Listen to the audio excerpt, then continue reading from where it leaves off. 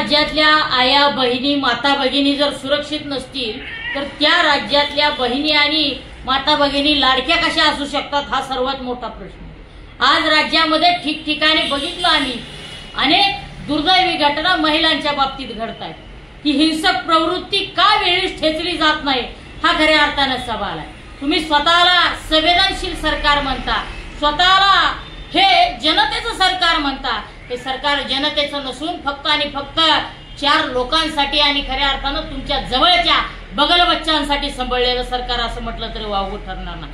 लाडकी बहीण योजना नावाचं एक वेगळं सोंग घेऊन राज्यभरामध्ये शेकडो कोटी रुपये तुम्ही खऱ्या अर्थानं स्वतःची इमेज चमकवण्यासाठी आणि स्वतःला मोठं करण्यासाठी आणि स्वतः कसे चारित्र्य संपन्न नेते आहेत, कसे तुम्ही सर्वसामान्यांचे नेते आहेत हे दाखवण्यासाठी खर्च करताय।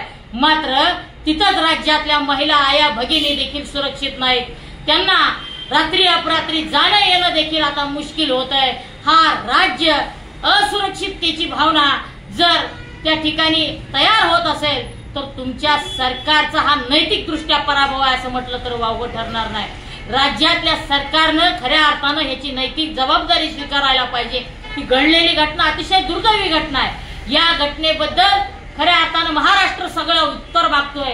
गृह विभाग काय झोपा काढत होता का, सरकार काय करत होतं यावर त्वरित तर ऍक्शन घ्यायलाच हवी, परंतु नैतिक दृष्ट्या विचार करून स्वतःला चाणक्य समजणाऱ्यांनी देखील याच्यातून खऱ्या अर्थानं धडा घेऊन काहीतरी उपरती म्हणून प्रायचित्त देखील घेतलं पाहिजे हे या निमित्तानं अधोरेखित करतो।